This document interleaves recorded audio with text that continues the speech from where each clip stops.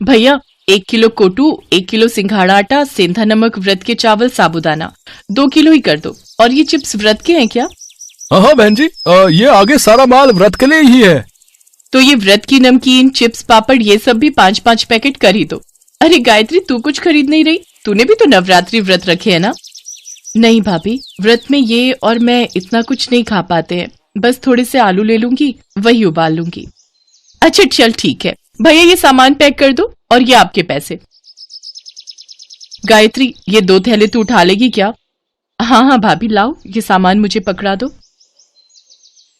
बस त्योहार आने की देर है, पर्स खुल ही जाता है। मैंने तो तुम्हारे जेठ जी से कल ही 20,000 रुपए अलग ले लिए थे कि नवरात्रि पूजन के लिए काम आएंगे। कन्या पूजन में बांटने के लिए सामान भी तो लेना है। गायत्री एक काम कर, जरा वो सामने बर्तन की दुकान पर चलते हैं। सोच रही हूँ कन्याओं को स्टील की डिबिया बांट दूंगी। भैया ये 1 दर्जन डिब्बी का सेट दे दो। गायत्री, तू कुछ खरीदेगी कन्याओं को देने के लिए? नहीं भाभी, अभी नहीं, आप खरीद लो। अच्छा चल, मेरी तो नवरात्रि की शॉपिंग हो गई। ले पकड़ ये थैले। रिक्शा भी नहीं मिल रहा है, जरा देख वहां रिक्शा कोई नजर आता है तो। मैं तो बहुत थक गई हूँ। सुधा और गायत्री दोनों देवरानी जेठानी थी। सुधा गायत्री की जेठानी थी। उसके पति महेश की कपड़े की दुकान थी। पैसा भी अच्छा खासा था, काफी अमीर थी सुधा। इसके विपरीत गायत्री का पति रमेश किराए का ऑटो चलाता था और गायत्री घरों में सफाई बर्तन का काम करती थी। गायत्री और रमेश दोनों मिलकर ही घर का खर्चा चलाते थे। सुधा गायत्री का बहुत फायदा उठाती थी। गायत्री सुबह शाम घरों में काम करती तो दोपहर के समय सुधा अपने साथ काम पर लगा लेती। वो बेचारी जेठानी को मना भी नहीं कर सकती थी। दोनों के घर पास थे, इसीलिए सुधा अक्सर गायत्री को काम के बहाने बुला लेती थी। बात सुन गायत्री, ये थैले तो वहां रख दे और फ्रिज में कल के राजमा पड़े हैं, तू निकाल ले, लेती जा, बच्चे खा लेंगे। साथ में चावल उबाल लियो। और सुन, दोनों कमरों की बेडशीट भी बदलनी है, वो भी बदल दे। तकिए की कवर नए चढ़ा दे, मैं पलंग पर ही निकाल कर रखाई हूँ। इतने दिन से काम में ही लगी रहती हूँ, इसलिए हाथ ही नहीं पड़ रहा। अब मैं तुझे अपने घर में सफाई बर्तन के काम पर तो रख नहीं सकती, नहीं तो मोहल्ले वाले क्या कहेंगे कि मैंने अपनी देवरानी को काम पर रख लिया। इसलिए मुझे भी दूसरी काम वालियों को काम पर रखना पड़ता है, वरना मैं तो तुझे अच्छी पगार दे देती। अरे मैं तो भूल ही गई, बच्चे स्कूल से आने वाले होंगे। सुन, फ्रिज में अनार पड़े हैं, वो छील दे। बच्चे जूस मांग रहे थे, उन्हें निकाल कर दे दूंगी। कुछ दिन बाद नवरात्रि शुरू हो गए। सुधा और गायत्री दोनों ने अपने अपने घर में नौ दुर्गा पूजा शुरू की। गायत्री अपने सामर्थ्य के अनुसार माँ दुर्गा को प्रसाद का भोग लगाती और इस प्रसाद को ग्रहण कर लेती। उधर सुधा रोजाना ही ढेरों व्रत के पकवान बनाती। गायत्री अपने और रमेश के लिए व्रत का थोड़ा बहुत कुछ खाने का बनाती और वही माँ दुर्गा को भोग लगाकर वे दोनों खुद खा लेते।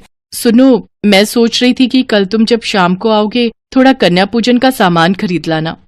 ठीक है गायत्री, मैं लेता आऊंगा। अगले दिन रमेश ने जो पैसे कमाए उसमें से उसने ऑटो के किराए के पैसे दे दिए। बाकी उसके पास जो कुछ पैसे बचे थे उनसे उसने सामान खरीदा और पिछली सीट पर थैली रखकर ऑटो में घर आने लगा। तभी 2 लड़के उसके पास आए और बोले, भैया हमें थोड़ी दूर तक छोड़ दोगे? रात हो गई है, यहाँ कोई ऑटो वाला दिखाई नहीं दे रहा है।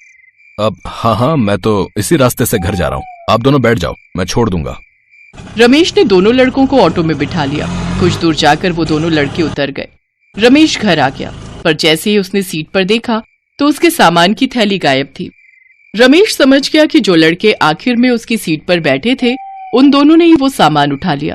रमेश अब कुछ नहीं कर सकता था। गायत्री भी परेशान हो गई कि अगले दिन कन्या पूजन के लिए सामान कैसे खरीदेंगे। गायत्री के पास थोड़े और पैसे रखे थे, वो उन्हीं कुछ पैसों को मिलाकर कन्या पूजन का प्रसाद बनाने का सामान ले आई। अगले दिन गायत्री ने प्रसाद बनाया और माँ दुर्गा को भोग लगाकर कन्याओं को बुलाने के लिए जैसे ही बाहर गई तभी उसकी जेठानी सुधा ने उसे आवाज लगाई, अरे गायत्री, जरा मेरी मदद कर दे, कंजके आ गई हैं, मैं बैठा लूं, उसके बाद तू उन्हें ले जाना। ठीक है भाभी, मैं आती हूँ। गायत्री सुधा के घर उसकी मदद के लिए चली जाती है। सुनो जी, 9 कन्याओं से ऊपर एक भी कन्या मत बुलाना, बाकी सबको वापस भेज दो। चलो बच्चों जाओ, 9 कन्याएं पूरी हो गई हैं। वैसे भी 12 डिब्बियां लाई थी, 9 बांट दूंगी, 3 डिब्बी घर में रख लूंगी। अरे गायत्री, तेरे दोनों बच्चों के लिए तो कंजक बची ही नहीं। कोई बात नहीं भाभी, मैंने घर में भी प्रसाद बनाया हुआ है, यहाँ कंजकों को पूरा हो गया, ये बहुत अच्छी बात है। अच्छा मैं बच्चों को ले जाऊं? ये भी इंतजार कर रहे होंगे, इन्हें भी काम पर जाना है। ये सारी कन्याएं ले जाएगी? इतना प्रसाद भी बनाया है तूने? कोई नहीं भाभी, माँ दुर्गा के आशीर्वाद से जितना बनाए है उतना पूरा हो जाएगा, पर कन्याओं का खाली हाथ लौटना सही नहीं। घर में आई कन्याओं को भले ही थोड़ा प्रसाद दे दो, पर उन्हें ऐसे नहीं मोड़ सकती। चल तेरी मर्जी, तेरे जेठ जी बुला रहे, मैं उन्हें प्रसाद दे दूं। चलो बच्चों, अब तुम मेरे घर चलो। चलो बच्चों, अब तुम मेरे घर चलो। सोनू, राधिका, सब बच्चों को घर के अंदर लेकर चलो। गायत्री, इतना प्रसाद पूरा हो जाएगा, कन्याएं बहुत सारी आ गई हैं। माँ दुर्गा की इच्छा होगी तो जरूर पूरा होगा। सोनू, राधिका, बच्चों से जयकारा बुलवाओ। गायत्री के दोनों बच्चे सोनू और राधिका माँ दुर्गा के नाम का जयकारा लगाते हैं। गायत्री और रमेश भी बच्चों के साथ माँ दुर्गा के नाम का जयकारा लगाते हैं। जयकारा शेरा वालिदा, बोल साचे दरबार की जय। जयकारा शेरा वालिदा, बोल साचे दरबार की जय। गायत्री माँ दुर्गा का नाम लेकर घर में आई सभी कंजकों के लिए प्रसाद निकालने लगती है। तभी कुछ साधु संत भी द्वार पर आ जाते हैं। बेटी, दुर्गा अष्टमी का दिन है, साधु बाबा को माँ दुर्गा का प्रसाद दो। अब गायत्री, द्वार पर साधु संत महात्मा आए हैं, कन्याओं के लिए भी प्रसाद निकालना है, अब सब कैसे होगा? हे दुर्गा माँ, आप तो अंतर्यामी हो, मैं आपका नाम लेकर प्रसाद सब में बांट रही हूँ, मेरे प्रसाद में बरकत देना। जय दुर्गा मैया। गायत्री की प्रार्थना माँ दुर्गा तक पहुँचती है और माँ दुर्गा अपने चमत्कार से गायत्री के द्वारा दुर्गा अष्टमी के लिए बनाए गए प्रसाद में बढ़ोतरी करने लगी। इधर गायत्री बर्तन में से हलवा पूड़ी चने निकालती तो उधर माँ दुर्गा अपने चमत्कार से बर्तनों को फिर से भर देती। गायत्री मन ही मन बहुत खुश थी। खूब अच्छे से गायत्री और महेश ने कन्या पूजन किया, साथ ही सब साधु संतों ने भी भरपेट प्रसाद खाया। सभी भोजन से तृप्त होकर गायत्री के परिवार को आशीर्वाद देकर खुशी खुशी गए। हे दुर्गा माँ, मैं जानती हूँ ये सब आपके ही आशीर्वाद का फल है। आपके चमत्कार से मेरे बर्तन खाली ही नहीं हुए, प्रसाद से भरे रहे। सुनो जी, माँ दुर्गा की शक्ति अपार है, देखो बर्तनों में अभी भी प्रसाद बाकी है। हाँ गायत्री, तुम ठीक कह रही हो, आज माँ दुर्गा ने कोई चमत्कार जरूर किया है, तभी थोड़ा सा प्रसाद इतना ज्यादा हो गया। सुनो, तुम और बच्चे मिलकर प्रसाद खाओ, तब तक मैं भाभी को भी थोड़ा प्रसाद देकर आती हूँ। गायत्री टिफिन भरकर प्रसाद जब सुधा के घर ले गई तो सुधा प्रसाद देखकर हैरान रह गई। गायत्री, तेरा थोड़ा सा प्रसाद इतना हो गया कि तू मुझे भी देने आ गई, ये तो बहुत चौंकाने वाली बात है। मैंने तो इतना ढेर सारा प्रसाद बनाया, फिर भी हम घर के लोगों को ही पूरा नहीं पड़ा।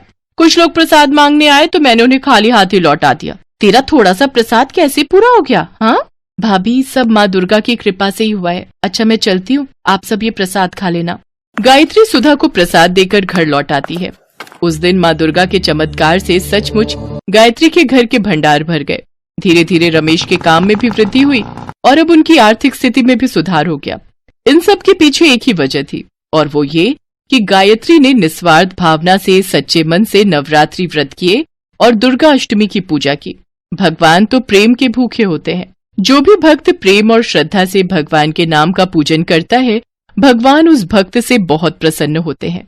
कहते हैं माँ दुर्गा अपने भक्तों को कभी भी निराश नहीं करती। यदि उनकी पूजा सच्चे मन से की जाए तो वो अपने भक्तों के सारे कष्ट दूर कर देती है और अपने भक्तों के घर में धन धान्य और सुख समृद्धि की वर्षा करती हैं।